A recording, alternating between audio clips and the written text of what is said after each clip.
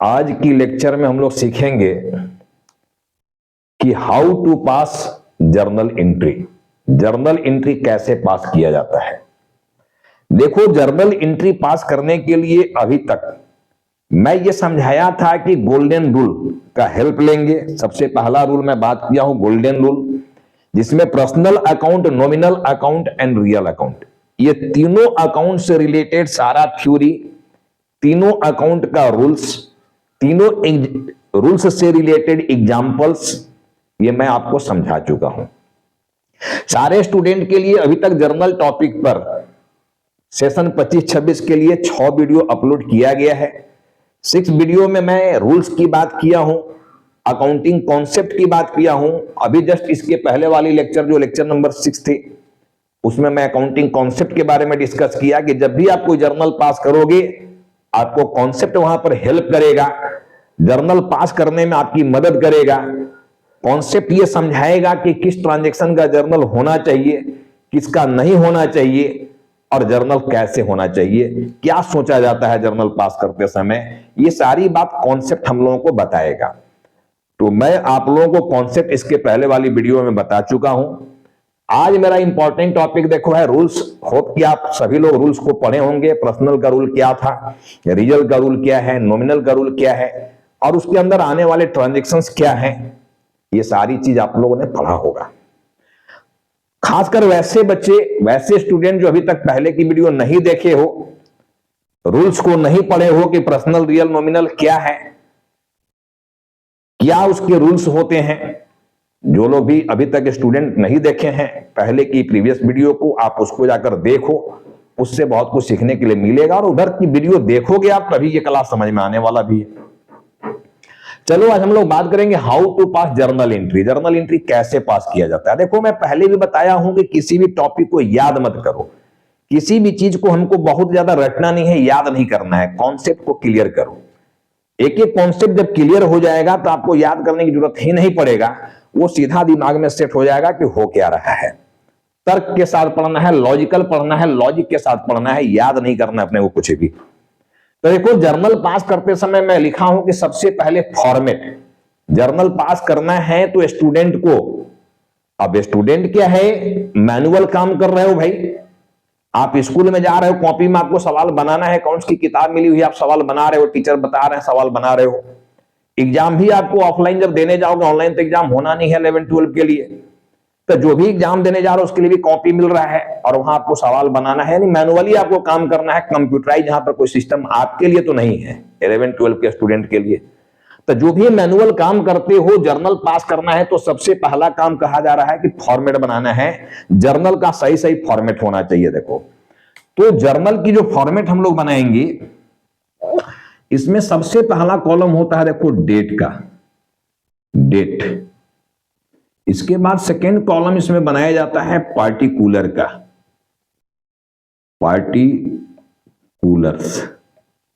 और थर्ड इसमें जो कॉलम बनेगा वो बनता है जेएफ। और फोर्थ जो कॉलम बनेगा ये बनता है रुपीज, अमाउंट के लिए। और एक लास्ट कॉलम भी इसमें बनता है रुपीज का ही। एक रुपीज होता है डेबिट के लिए और एक रुपीज होता है क्रेडिट के लिए। तो देखो, आप लोगों का जो फॉर्मेट होगा आंसर देने का जर्नल का, वो ये फॉर्मेट होगा। इस फॉर्मेट को बनाकर ही आपको आंसर को अपना लिखना है। ये फॉर्मेट होगा। देखो, सबसे पहले डेट हो गया, उसके बाद पार्टिकुलर्स हो गया, उसके बाद जेफ हो गया, इसके बाद रुपीज हो गया, रुपीज हो गया, एक रुपीज हो गया डेबिट के लिए और सेकेंड रुपीज हो गया क्रेडिट के लिए। तो ये फॉर्मेट सबसे पहले आपको बनाना होगा। एग्जाम में भी या ऐसे भी आप स्कूल में जा रहे हो, चैप्टर जर्नल्स पढ़ाया जा रहा है, तो आपको ये फॉर्मेट बनाना है। तो सबसे पहला काम बोला गया फॉर्मेट। देखो, फॉर्मेट में ये 5 कॉलम हुआ है, 1 2 3 4 5। हालांकि देखो, किस चैप्टर के लिए क्या फॉर्मेट बनाया जाना है, आपको अधिकतर चैप्टर में फॉर्मेट बनाना है। देखो, लेजर चैप्टर में जाओगे तो वहां भी इस तरह की लाइनिंग बहुत करना है, और वहां 8 कॉलम बनता है। देखो, 8 लाइनिंग करना होता है, टी फॉर्म में बनेगा वो। तो कौन से चैप्टर्स में कितना लाइनिंग करना है, या इसका कोई स्पष्ट गाइडलाइन है क्या, कहीं अकाउंटेंसी में ऐसा रूल्स है क्या कि जर्नल पास करने के लिए 5 कॉलम चाहिए, 1 2 3 4 5 कॉलम चाहिए? नहीं। मैं इस पर आगे भी डिस्कस करूंगा कि ये जो आप फॉर्मेटिंग कर रहे हो, जो भी कॉलम बना रहे हो, ये अपनी बात को ठीक से प्रेजेंट करने के लिए बना रहे हो, अपनी रिक्वायरमेंट के हिसाब से लाइनिंग किए हो। जर्नल पास करने के लिए मोटा मोटी 5 कॉलम की जरूरत पड़ता है, जो आगे हम लोग प्रॉब्लम बनाएंगे तो और बढ़िया से समझ जाओगे कि 5 कॉलम को अगर हम बनाते हैं तो अपनी बात को हम सही तरीके से इसमें रख पाएंगे। तो अपनी बात को सही तरीके से रखने के लिए, ठीक है, अपनी रिक्वायरमेंट के हिसाब से ये फॉर्मेटिंग किया जाता है। फॉर्मेटिंग के लिए कहीं कोई स्पष्ट गाइडलाइन नहीं है, कोई नॉर्म्स नहीं है, कोई रूल्स नहीं है कि जर्नल के लिए आपको 5 कॉलम ही बनाना है। पहले तो कॉलम ही जो बनाना है, प्रोफेशनल स्टूडेंट्स को अगर एग्जाम के लिए दिया जाए तो कोई जोरी नहीं है प्रोफेशनल एग्जाम में कि ये फॉर्मेट बनाना ही है। केवल आंसर जांचा जाता है कि आपको आंसर देने आ रहा है कि नहीं आ रहा है। आगे कंप्यूटराइज अकाउंट में आप जाओगे तो भी आपको ये करने की जरूरत नहीं है, वो सारा रेडीमेड सॉफ्टवेयर है जो बना हुआ है, ये सारा चीज वहां भी बनाने की जरूरत नहीं है। ऑफलाइन में केवल आपको जरूरत पड़ रहा है इस लाइनिंग को करने का। तो ये लाइनिंग अपनी बात को आप सही तरीके से प्रेजेंट करना चाह रहे हो, यानी सही से जर्नल पास कर किया जाए ट्रांजेक्शन का, लेन देन का, उसके लिए कितने कॉलम बनना चाहिए आप बना रहे हो। तो रिक्वायरमेंट के हिसाब से देखो ये बनता है, रिक्वायरमेंट के हिसाब से बनता है। जो मेरी बात है उसको आगे और स्पष्ट समझ में आ जाएगा कि लेजर चैप्टर में जाओगे तो वहां 8 कॉलम बन रहा है, लेकिन कुछ आगे जाओगे और अदर चैप्टर में वहां भी लेजर बनाना है और वहां 4 कॉलम बन रहा है। तो स्पेशल लेजर में 8 कॉलम बनेगा और आगे जाएंगे दूसरे चैप्टर में वहां भी लेजर बनाना है, लेकिन 4 कॉलम का लेजर बन रहा है, क्योंकि वहां 4 कॉलम से ही हम अपनी पूरी बात को रख लेते हैं। तो 4 कॉलम ही बना रहे हैं, 8 नहीं बना रहे हैं। इसलिए मैं बोल रहा हूं कि जो भी ये लाइनिंग कर रहे हो, चैप्टर वाइज जो रिक्वायरमेंट है, जितना में हम अपनी बात को रख सकते हैं उतने के लिए फॉर्मेटिंग किया जाता है, उतने के लिए लाइनिंग किया जाता है। तो जर्नल चैप्टर में ठीक है, दिमाग में रखो कि जर्नल चैप्टर में ये 5 कॉलम हमारा जरूरत होता है, और है भी 5 कॉलम की रिक्वायरमेंट होती है, इसलिए हम लोग 5 कॉलम बना रहे हैं। क्योंकि जो भी लेन देन आपका हुआ है, जो भी बिजनेस में आप डे टू डे ट्रांजेक्शन कर रहे हो, उसी ट्रांजेक्शंस को तो आप यहां दिखाना चाह रहे हो ना। उसी ट्रांजेक्शंस के जो छिपे हुए 2 एस्पेक्ट हैं उसको रिकॉर्ड करने जा रहे हो। रिकॉर्डिंग को ही जर्नल एंट्री कहा जा रहा है। तो टॉपिक ही चल रहा है journal entry, that is recording, कि जो भी हमारे लेन देन हुए हैं उसको रिकॉर्ड कैसे किया जाए, कैसे लिखा जाए। हाँ, तो लिखने के लिए ये हम लोग कॉलम बनाए हुए हैं। और वैसे भी मैनुअली भी अगर आप कोई अकाउंटेंट हो, कोई कंपनी का बिजनेस का अकाउंट्स बनाना चाह रहे हो, तो आपको ये जर्नल बुक खरीद के लाना होगा स्टेशनरी दुकान से। और जब जर्नल बुक खरीद के लाओगे, जर्नल बुक का मतलब क्या? जर्नल का रजिस्टर, बुक का मतलब अकाउंटेंसी और ये सब की बुक मत समझ लेना। बुक में तो बहुत कुछ पहले से सब कुछ लिखा हुआ है पहले से, लेकिन रजिस्टर में ये केवल लाइनिंग ये किया हुआ रहेगा, ये फॉर्मेट बना हुआ रहेगा, इसमें लिखने का काम खुद करना है आपको। तो रजिस्टर को ही यहां बुक कहा जा रहा है, journal register, that is journal book, ये कहा जा रहा है, देखना। तो डिफरेंट चैप्टर में देखो डिफरेंट बुक की जरूरत पड़ता है अकाउंट्स के लिए। अगर हम लोग को लेजर बनाना है, लेजर चैप्टर में जाएंगे तो लेजर बुक की जरूरत पड़ेगा, तो लेजर बुक भी मार्केट में मिल जाता है, ये जर्नल बुक भी मार्केट में मिलेगा, और ये सारा फॉर्मेट वहां किया हुआ रहेगा, तो फॉर्मेट भी करने की जरूरत नहीं है। ठीक है ना? होप कि आपको सारी बात यहां पर स्पष्ट हो गया होगा कि ये जो लाइनिंग किया जा रहा है, ये जो लाइनिंग का खेल है, जो ये फॉर्मेटिंग किया जा रहा है, इस पर कोई स्पष्ट गाइडलाइन अकाउंटेंसी में नहीं है कि किस चैप्टर के लिए कितना लाइनिंग किया जाए। मैं अपनी बात को ठीक से यहां दिखाना चाह रहा हूं, रखना चाह रहा हूं, उसके अकॉर्डिंग मैं ये फॉर्मेटिंग कर रहा हूं। जर्नल में 5 कॉलम की रिक्वायरमेंट हो जाता है। डेट, किस डेट का ट्रांजेक्शन है, पार्टिकुलर का मतलब क्या हो गया, विवरण आप देना चाह रहे हो यहां पर लिख के कि क्या घटना घटा है। यहां जर्नल फॉलियो का मतलब क्या है ये समझाएंगे, और अमाउंट आपको लिखना होगा कि जो भी ट्रांजेक्शन हुआ है उसका अमाउंट कितना है, कितने अमाउंट का लेन देन हुआ है, तो अमाउंट को भी दर्शाना पड़ेगा, अमाउंट को भी लिखना पड़ेगा। तो इसलिए हम लोगों को 5 कॉलम की जरूरत यहां पर पड़ता है। तो सबसे पहले मैं बात किया देखो फॉर्मेट का, तो डेट का मतलब तो समझ गए हो, तारीख है। अब पार्टिकुलर का हिंदी विवरण है, जो भी चीज लिखना है, जो भी घटना घटा है। जैसे मान लो आप कहते हो कि पेड रेंट, रेंट दे दिए, तो रेंट दे दिए, तो यहां एंट्री क्या पास होगा, देखो एंट्री यहां पास करना है, पूरा डिटेल्स लिखना है, तो पार्टिकुलर का मतलब वो हो गया विवरण। और जर्नल फॉलियो देखो क्या है, जर्नल फॉलियो जो आप देख रहे हो JF, JF जो देख रहे हो, J4 होता है जर्नल, J4 होता है जर्नल और F4 होता है फॉलियो।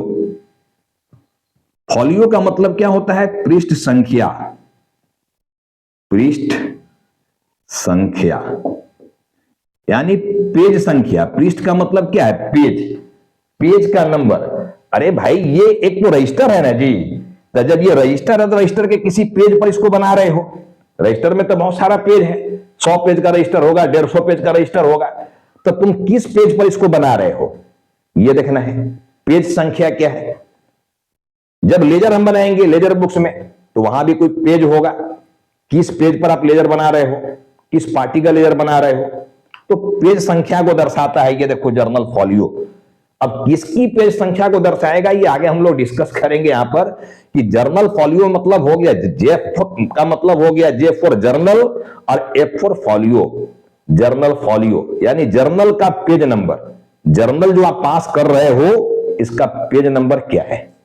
हालांकि यहां पर देखो जर्नल फॉलियो नहीं होगा, मैं मिस्टेक यहां पर देखो कर गया हूं, स्लिप ऑफ पेन है ये, यहां LF लिखा जाता है, इतना LF होगा यहां पर लेजर फॉलियो। लेजर में जर्नल फॉलियो लिखा जाता है, यहां पर देखो होगा लेजर फॉलियो LF।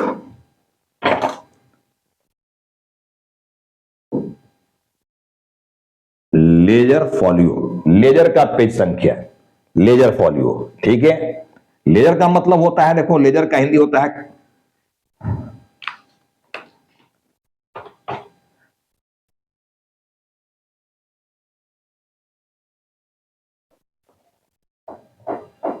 चलो, तो यहां पर हम लोग क्या लिखना है, LF, JF नहीं लिखा जाएगा, क्या लिखा जाना है यहां पर, LF, लेजर फॉलियो यानी लेजर की पेज संख्या, ये हमको जानना है। लेजर, लेजर का पेज नंबर क्या है वो लिखना है। अब लेजर का पेज नंबर क्यों लिखना है, ये जब मैं लेजर आप लोगों को सिखा दूंगा तब ये पेज नंबर भी भर के इसमें दिखाऊंगा क्या है। देखो वैसे आप स्टूडेंट लाइफ में जो भी ये फॉर्मेट बना रहे हो उसमें सारा कुछ लिखोगे, डेट में डेट लिखा जाएगा, डेट दिया हुआ है तो पर्टिकुलर में तो जर्नल एंट्री ही पास करना है। बट जर्नल फॉलियो जो, लेजर फॉलियो जो देख रहे हो यहां पर कॉलम, इसमें कुछ नहीं लिखा जाता है। स्टूडेंट लाइफ में ये ब्लैंक रहेगा, देखो खाली रहेगा, इसमें कुछ नहीं लिखना है।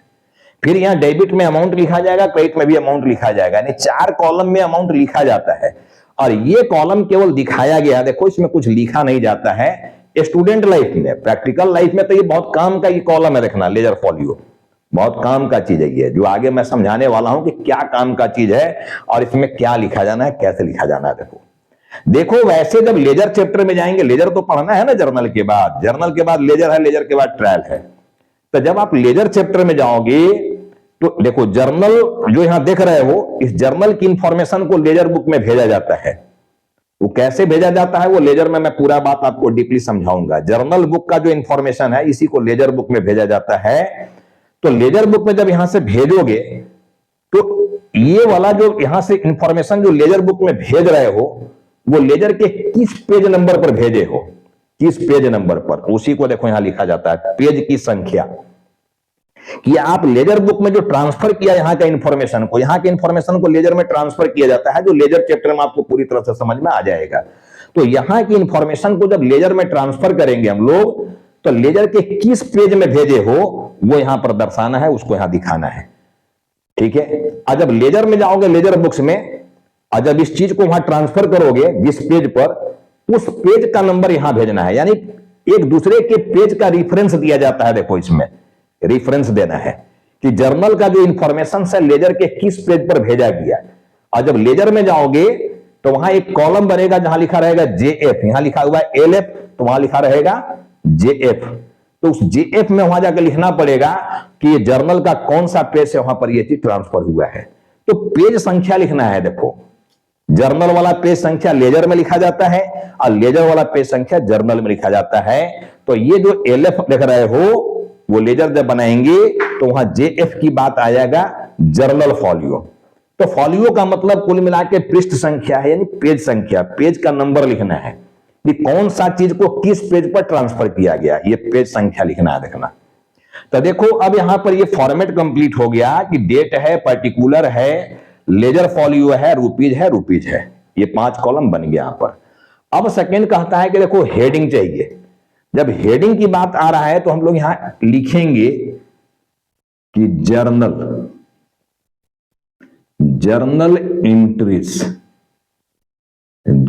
Entries in the books of. अब देखो बहुत सारे स्टूडेंट्स जो है, बहुत सारे बच्चे यहां पर कंफ्यूज हो जाते हैं और यहां पर एक गलत नाम लिख के बैठ जाते हैं, ठीक है ना। गलत नाम कैसे लिख देते हैं?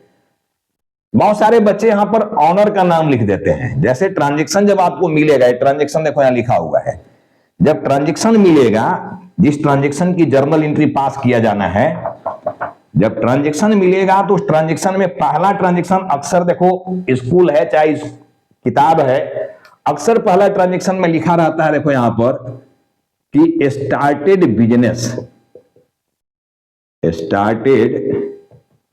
बिजनेस बाय अनिल रुपीज 5000 है, मान लो 5K, 5000 रुपया से अनिल जो है बिजनेस को स्टार्ट किया। तो आप लोगों को पढ़ के नजर आ रहा होगा कि जो ये अनिल है यही बिजनेस का ऑनर है, बिजनेस का मालिक यही है, क्योंकि यही बिजनेस स्टार्ट किया। तो यहां पर अक्सर क्या लिखते हो? Journal entries in the books of. Journal entry हम किसके बुक्स में पास कर रहे हैं? तो अधिकतर बच्चे अनिल लिख के बैठ जाते हैं। नहीं, अनिल नहीं लिखना है। आप याद करो जो अकाउंटिंग कॉन्सेप्ट में पढ़ाया था उसमें बात किया था एंटिटी कॉन्सेप्ट का। एंटिटी कॉन्सेप्ट में मैं क्या बताया आपको कि business and businessman both are separate entity. Business और बिजनेसमैन जो है दोनों अलग अलग एंटिटी है, अलग अलग पर्सन है। और हम लोग जो अकाउंट्स बनाते हैं वो बिजनेस का बनाते हैं, बिजनेसमैन का नहीं। हाँ, बिजनेसमैन का पर्सनल अकाउंट बनाया जा सकता है अगर बिजनेसमैन चाहे तो, लेकिन मैं समझाया था कि जब भी पढ़ लिख के आप जॉब में जाओगे, सर्विस में जाओगे, तो आप जो अकाउंटेंसी बनाओगे वो बिजनेस का बनाओगे, बिजनेसमैन का नहीं। तो बताओ यहां पर अनिल बिजनेसमैन है क्या? अरे बिजनेस है क्या? अनिल बिजनेस है या बिजनेसमैन है? बिजनेसमैन है, बिजनेस नहीं। तो हम लोग यहां अनिल नहीं लिखेंगे। अनिल लिखोगे तो सारा रिप्लाई देखो ये उल्टा भागने लगेगा। यहां पर प्रॉब्लम बनाते समय आपको मैं समझाऊंगा, बताऊंगा कि देखो उल्टा भाग रहा कि नहीं भाग रहा रिप्लाई। तो अगर यहां हेडिंग ही गलत कर दोगे तो फिर आपकी रिप्लाई भी यहां उल्टा भागने लगेगा, ठीक है ना। क्योंकि अनिल जब लिखोगे तो सारा अनिल के बारे में सोचकर आपको एंट्री करना पड़ेगा। Personal account, real account, nominal account जहां भी आएगी तो आपको अनिल के बारे में ही सोचकर यहां पर एंट्री करना पड़ेगा, जो कि सरासर गलत हो जाएगा, उल्टा एंट्री भागने लगेगा। मैं अनिल का अकाउंट्स बनाइए नहीं रहा हूं क्योंकि अनिल इज ए बिजनेसमैन और अकाउंट जो बनाया जा रहा है वो बिजनेस का बनाया जा रहा है। तो हम लोग यहां पर ऑफ जो है बिजनेस का अगर नाम दिया हुआ है, जैसे रिलायंस दिया हुआ है, टाटा दिया हुआ है, L&T दिया हुआ है, ठीक है, और भी कोई कंपनी है उसका नाम दिया हुआ है, तो हम लोग यहां नाम लिखेंगे उस कंपनी का। और नाम नहीं दिया हुआ है तो हम लोग यहां लिख देंगे बिजनेस, ये लिख देंगे। Journal entries in the books of business, ये लिखेंगे, ठीक है ना। अब जैसे मान लो अब मैं हेडिंग हमारा कंप्लीट हो गया, रखना है ये हेडिंग जो है, ये टॉपिक भी कंप्लीट हो गया। तो हम लोग का फॉर्मेट भी देखो यहां पर आ गया। फॉर्मेट कैसे बनाया जाना है, हेडिंग भी दे दिए हम लोग कि हेडिंग में यहां पर बिजनेस लिखोगे या बिजनेस का नाम दिया हुआ है तो वो नाम लिखोगे, ठीक है। बिजनेसमैन का नाम नहीं लिखना है क्योंकि बिजनेसमैन का अकाउंट हम लोग नहीं बना रहे हैं, ठीक है।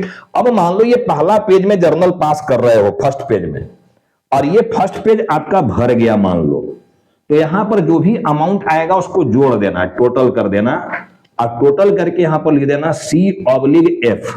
ये ऑब्लिक का साइन है, जो बीच में साइन दिया गया ऑब्लिक है, ऑब्लिक, ठीक है, C/F, CF। तो CF क्या हो जाएगा हमारा, देखो यहां पर CF का फुल फॉर्म हो जाएगा कैरिड फॉरवर्ड। क्या हो जाएगा? कैरिड फॉरवर्ड, मतलब कैरी कर दिए दूसरे पेज पर।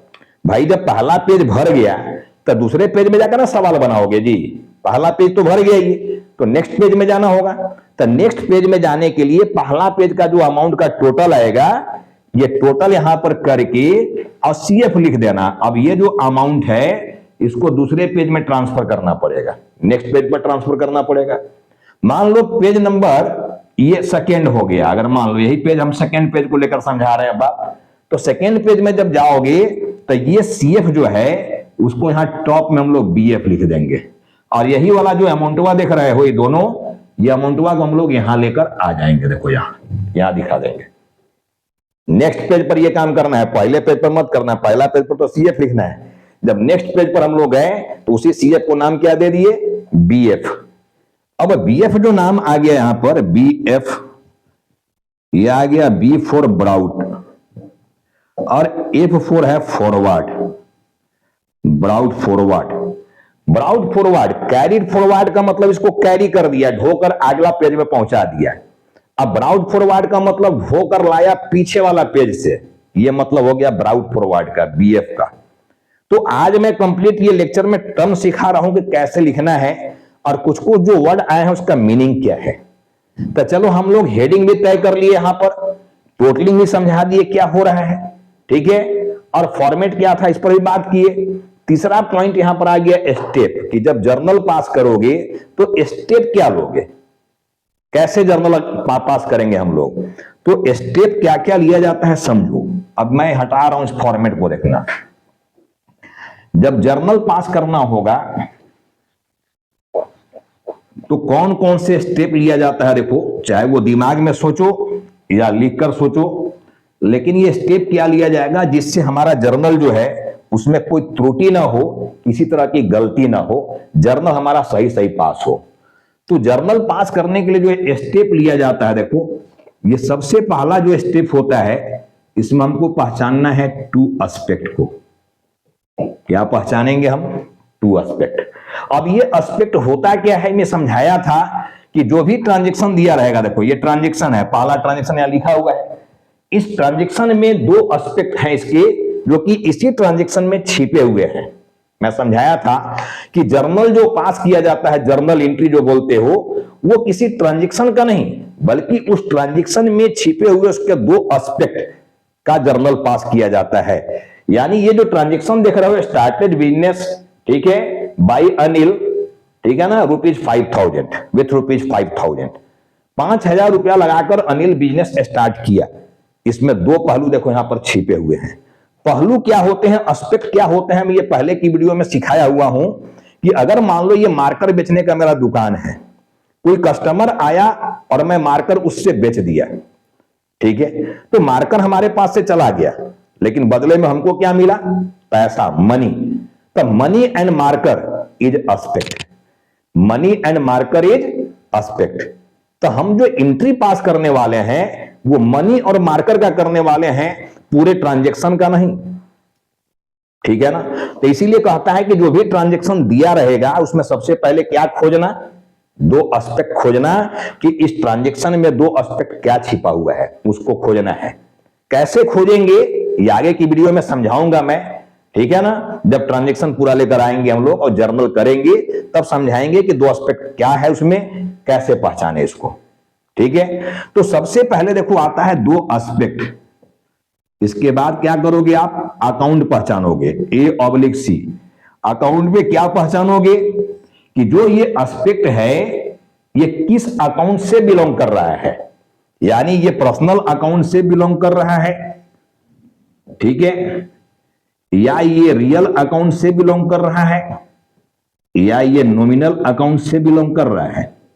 ये पहचानना आपको कि जो भी एस्पेक्ट है, ये दो एस्पेक्ट जो देख रहे हो, इस दो एस्पेक्ट का संबंध किस अकाउंट से है, पर्सनल अकाउंट से उसका संबंध है, रियल अकाउंट से उसका संबंध है, या नॉमिनल अकाउंट से उसका संबंध है, किस अकाउंट से बिलोंग करता है हमारा ये दो एस्पेक्ट, ये पहचानना होगा, ठीक है। और तब तीसरा काम यहां पर करोगे,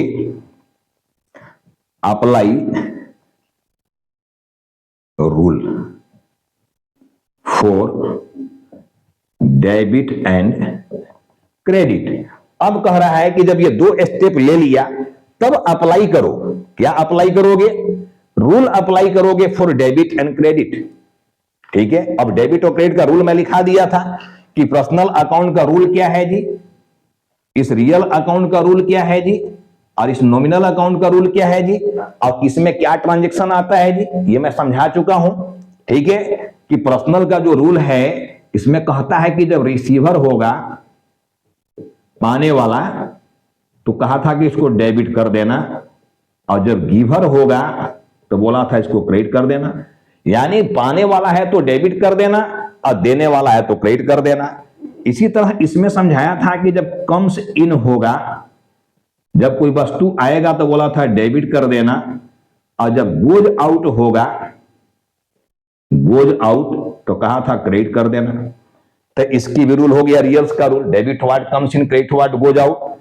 अब नॉमिनल का हो गया कि जो भी एक्सपेंसेस लॉसेस होगा, एक्सपेंसेस लॉसेस, अब इसको बोला था कि डेबिट कर देना, और जब कोई इनकम गेन होगा तो बोला था इसको क्रेडिट कर देना। तो ये रूल आया हुआ है, देखो, rule for debit and credit. ये रूल्स को समझना है, याद रखना है रूल्स को। ठीक है। साथ में पर्सनल अकाउंट के अंदर कौन सा ट्रांजैक्शन आ रहा है, रियल अकाउंट के अंदर कौन सा ट्रांजैक्शन आ रहा है, नॉमिनल अकाउंट के अंदर कौन सा ट्रांजैक्शन आ रहा है। ठीक है। और उसका रूल क्या है, जो रूल मैं यहां लिखा, इस बात को अब आपको ठीक से समझना चाहिए और उसको याद करना चाहिए। तो ये 3 स्टेप जब लोगे आप, तो आपका किसी भी तरह का जर्नल एंट्री किसी भी लेवल का होगा, सिंपल होगा चाहे ज्यादा एडवांस होगा या उससे ज्यादा एडवांस होगा, वो जर्नल एंट्री आपका पास होगा ही होगा। लेकिन ये 3 स्टेप लेना पड़ेगा। सबसे पहले आप क्या करोगे, एस्पेक्ट पहचानोगे। उसके बाद क्या करोगे, अकाउंट पहचानोगे कि जो भी एस्पेक्ट है, 2 एस्पेक्ट। ठीक है। अब बोर्ड बेचने का मेरा दुकान है, कोई कस्टमर आया और ये बोर्ड हमसे मांगा, मैं उसको दे दिया 10,000 रुपए में बोर्ड को कि भैया 10,000 हमको दो, आइए बोर्ड हमसे लो। तब बोर्ड एंड 10,000 रुपया, इसी को एस्पेक्ट कहेंगे, यही एस्पेक्ट है। तो 2 एस्पेक्ट को पहचानना है। फिर पहचानना है कि ये 2 एस्पेक्ट यानी बोर्ड और मनी किस अकाउंट से बिलोंग कर रहा है, पर्सनल से, रियल से या नॉमिनल से। पहचानना होगा कि जो बोर्ड हमारे पास से गया और बदले में हमको 10,000 रुपया मिला, तो वो बोर्ड और ये पैसा, ये तीनों अकाउंट में किससे संबंध रखता है। ठीक है। ये बोर्ड जो है पर्सनल अकाउंट है कि रियल अकाउंट है कि नॉमिनल अकाउंट है। ये जो पैसा 10,000 की बात आया, वो पर्सनल अकाउंट है कि रियल अकाउंट है कि नॉमिनल अकाउंट है, ये पहचानना पड़ेगा। पहचानोगे तभी काम होने वाला है, नहीं पहचानोगे तो काम बिगड़ने वाला है। पहचानना पड़ेगा तब काम हो पाएगा, पहचानना है। ठीक है ना। तो पहले एस्पेक्ट है, फिर अकाउंट है, अकाउंट पहचानना है। उसके बाद अप्लाई कर देना है रूल को। क्या अप्लाई कर दोगे, रूल को अप्लाई कर देना है, रखना। ठीक है। अब अगर एस्पेक्ट पहचान लेते हो, सबसे मेजर देखो केस है एस्पेक्ट पहचानना, ये पहचान लेते हो तो आपका 60% आंसर आ जाता है। केवल एस्पेक्ट पहचान लेने से 60% आंसर आ गया, देखो। और अगर अकाउंट पहचान लेते हो तो 20% और आंसर आ गया, यानी 80% आंसर कंप्लीट हो गया। अब केवल बच गया 20%, 20%। ये 20% देखो रूल के लिए है, यहां पर 20% हो गया 100%। तो मेजर जो कवर किया गया मार्क्स देखो, ये पहला पॉइंट, यानी सबसे इंपॉर्टेंट चीज होता है एस्पेक्ट पहचानना। जब एस्पेक्ट गलत पहचानोगे तो फिर ये अकाउंट पहचानने को कोई मतलब रह नहीं गया। जब यही गलत हो गया तो ये भी गलत होने वाला है, और जब ये गलत हो गया तो ये भी गलत होने वाला है। तो सबसे इंपॉर्टेंट जो रोल है जर्नल पास करने में, वो एस्पेक्ट पहचानने को लेकर है। तो आपको एस्पेक्ट पहचानने सीखना है, उसके बाद अकाउंट पहचानने सीखना है कि जो भी 2 एस्पेक्ट है उसका संबंध किस अकाउंट से है। अब उसका संबंध जिस अकाउंट से है उसी अकाउंट का नियम लगाएंगे डेबिट क्रेडिट करने के लिए। देखो, तीनों अकाउंट का नियम अलग अलग ना है जी। पर्सनल अकाउंट का नियम आया है debit the receiver and credit the giver, पाने वाले को डेबिट करो, देने वाले को क्रेडिट करो। रियल अकाउंट का नियम आया है debit what comes in, credit what goes out, आता है तो डेबिट करो, जाता है तो क्रेडिट करो। नॉमिनल का नियम आया है एक्सपेंसेस लॉसेस को डेबिट करो। और इनकम किया नहीं तो क्रेडिट करो। तो तीनों का नियम तो अलग अलग है। समझा बात को यहां तक? होप की पूरी बात आपको आज की क्लास में समझ में आया होगा कि जर्नल पास करते समय कौन कौन सी इंपॉर्टेंट बात को ध्यान में रखना चाहिए जिससे जर्नल पास करना हमारा आसान हो जाए। जर्नल पास करने में किसी भी तरह का डर भय नहीं लगे, ये डर एकदम समाप्त होना चाहिए। तो कॉन्सेप्ट एक एक क्लियर करना है मेरे दोस्त, याद नहीं करना है, जान लेना है। याद सबसे भागो, कॉन्सेप्ट के पीछे जाओ, हाउ एंड व्हाई को फोकस करो। कैसे हो रहा है काम, क्यों हो रहा है काम, लॉजिकल बात करना है, रटना नहीं है, याद नहीं करना है। तो चलो आज की क्लास में मैं बात किया कि फॉर्मेट, हेडिंग और स्टेप्स क्या लिया जाना है। ठीक है, आज की क्लास में जितनी भी बात मैं समझाया हूं, आपको उम्मीद है कि आप उस बात को समझे होंगे। अब देखो अगला जो लेक्चर मेरे आने वाला है उसमें सीधा हम लोग कुछ ट्रांजेक्शंस को लेंगे और इन सारी बात जो मैं लिखाया यहां पर आज की क्लास में, वो सारी बात को हम फॉलो करेंगे और उसके अकॉर्डिंग हम लोग आंसर देंगे उस सवाल का। आपको मजा आएगा। इसके बाद की वीडियो अब जो भी आएंगे वो कंप्लीट सवाल बनाने को लेकर आएंगे। आपकी पूरी फील्ड अभी तक 7 वीडियो में मैं तैयार कर दिया हूं कि जर्नल कैसे पास करना है। पूरी 7 वीडियो को आप बढ़िया से देखो, ठीक है। और वीडियो पसंद आए पहले देख लो, और जब पसंद आता है पूरी तरीके से तो लाइक, सब्सक्राइब और शेयर करना मत भूलना, ठीक है। पसंद आए तो चलो, तो मैं आज की लेक्चर को यहीं पर स्टॉप कर रहा हूं। अगला लेक्चर मेरा लेक्चर नंबर 8 जो जर्नल को बनाने के लेकर आ रहा है। हालांकि देखो जर्नल की वीडियो लास्ट ईयर की में भी मेरा वीडियो बना हुआ है, लेकिन प्रॉब्लम क्या था, उस समय मैं नया नया बना रहा था वीडियो, और उसमें क्या है कि थोड़ा लाइट की प्रॉब्लम हो रही थी या स्पीच में वॉइस की प्रॉब्लम हो रही थी, तो कुछ प्रॉब्लम वहां पर थी, वीडियो में क्लैरिटी बहुत ज्यादा नहीं आ पा रहा था। लेकिन अब चूंकि साल भर हो गया मेरा इस व्हाट्सएप ग्रुप में आए हुए, इसमें यूट्यूब में आए हुए, तो अब क्या है कि कुछ स्पष्टता जरूर है। आपको वीडियो पिक्चर क्लियर मिल रहा होगा, वॉइस क्लियर मिल रही होगी। तो इसीलिए मैं फिर से यहां पर जर्नल को आपको बताने की प्रयास कर रहा हूं और आपको बहुत फायदा होने वाला है इससे, इसमें कोई डाउट नहीं है। चलो, मैं बहुत जल्द मिल रहा हूं अगले लेक्चर में। तब तक आप इसको पूरी तरह से पढ़ना, पूरी तरह से देखना, नोट्स तैयार करना, ठीक है। हम लोग बहुत जल्द मिलेंगे अगले वीडियो में, ठीक है। आज मैं स्टॉप कर रहा हूं यहीं तक इस वीडियो को। आप सभी को बहुत बहुत धन्यवाद इस वीडियो को वॉच करने के लिए।